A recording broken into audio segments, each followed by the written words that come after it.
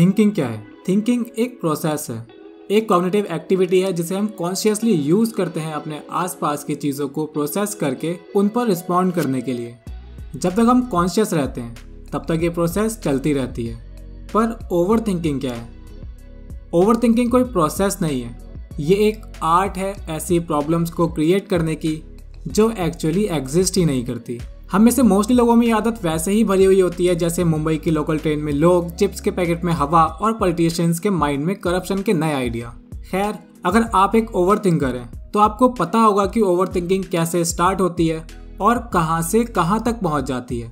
Like आप सोने जा रहे हो और आपको याद आता है कि कल तो आपका जॉब इंटरव्यू है, उसकी तैयारी आप ऑलरेडी कर चुके हो।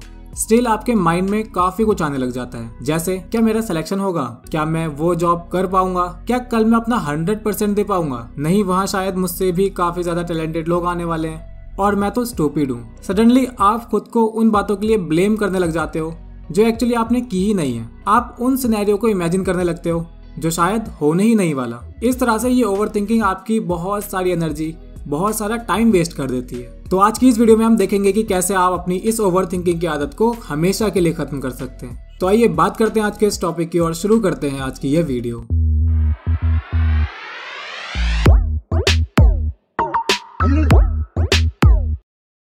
हम जब ओवर थिंकिंग करते हैं तो थॉट साइकिल या थॉट की ये चेन हमें बार बार पीछे की तरफ खींचती है।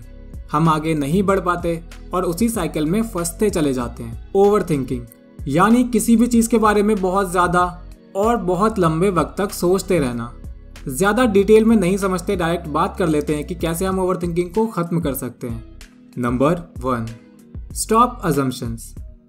हमारी ज़्यादातर ओवर थिंकिंग की वजह सेम होती है, अजम्पशंस। हम ये मान लेते हैं कि जो अब होने वाला है वो गलत ही होगा। कई सिचुएशंस में ऐसा सोचना बहुत नॉर्मल लगता है क्योंकि हमारी अजम्पशंस हमारे पास्ट एक्सपीरियंस और सराउंडिंग की वजह से होती है। अजम्पशंस के साथ सबसे बड़ी प्रॉब्लम ये होती है कि हमें लगता है कि जो हम अज्यूम कर रहे हैं वो सच है। जैसे हमने जॉब इंटरव्यू की बात की, उसमें हमें लग रहा था कि हम स्टूपिड हैं, वहाँ हमसे ज़्यादा टैलेंटेड लोग आने वाले हैं और मुझे वो जॉब नहीं मिलेगी। इस तरह की अजम्पशंस ही सबसे बड़ा रीजन बनती हैं ओवर थिंकिंग का। अगर ओवर थिंकिंग को खत्म करना है तो सबसे पहले अजम्पशंस को खत्म करना होगा। अजम्पशंस को खत्म करने का सबसे सिंपल तरीका है क्वेश्चंस। अजम्पशंस को कॉन्ट्राडिक्ट करने वाले सवाल कीजिए और अजम्पशंस को खत्म कर दीजिए। जैसे ही आपके माइंड में कोई भी ऐसी अजम्पशन स्टार्ट हो जो आपको ओवर थिंकिंग की तरफ ले जा सकती है तो आप सवाल कीजिए, क्या ये सच है? क्या सच में ऐसा होने वाला है? इससे जो हम अज्यूम करने वाले हैं उसका इफेक्ट काफी हद तक कम हो जाता है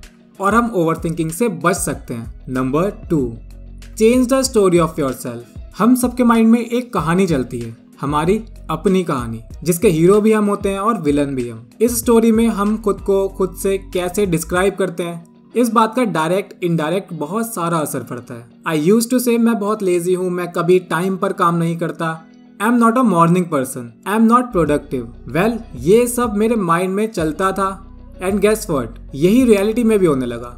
I was never on time.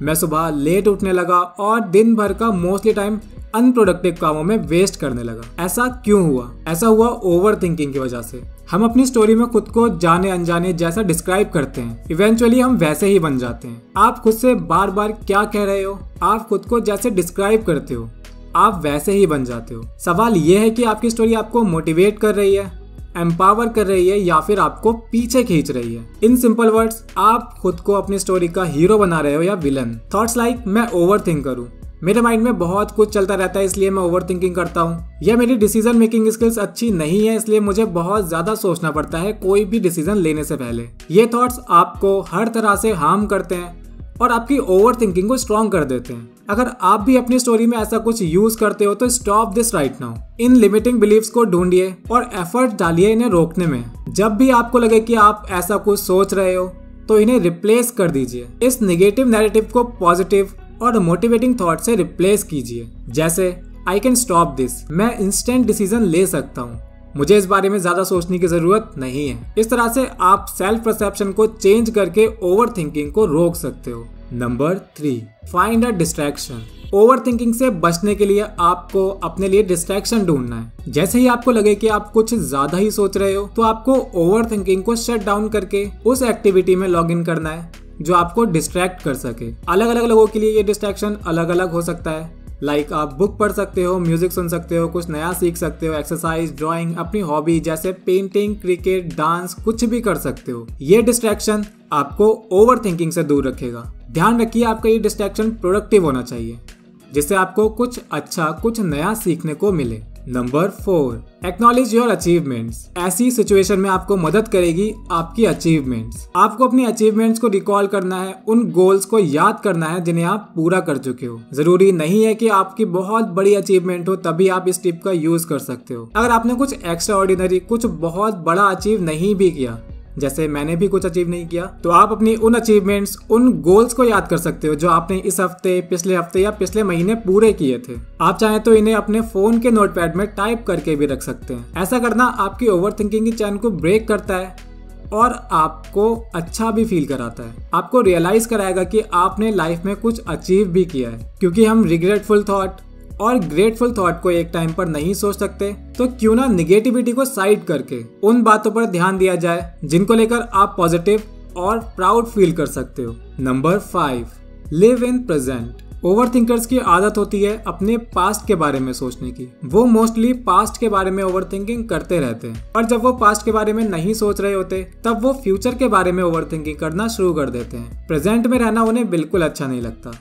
उनके मन में हमेशा काश ऐसा होता, अगर ऐसा होता, या अगर ऐसा हो गया तो क्या होगा, इस तरह की नॉनसेंस चलती रहती है। पास्ट को चेंज नहीं किया जा सकता, पर उससे सीखी हुई बातों से अपने प्रेजेंट को बेहतर बनाया जा सकता है। अपने माइंड को पास्ट में की गई मिस्टेक और ग्रजेस के बर्डन से फ्री करना जरूरी है, क्योंकि यही बर्डन हमें प्रेजेंट में एक्शन लेने नहीं देता और ओवर थिंकिंग के साइकिल में फंसा के रखता है। इस तरह से आप अपने उस मेंटल स्पेस को फ्री कर सकते हो जो अभी तक ओवर थिंकिंग ने घेर रखा था। तो इजीली इन 5 टिप्स का यूज करके आप अपनी ओवर थिंकिंग को खत्म कर सकते हो।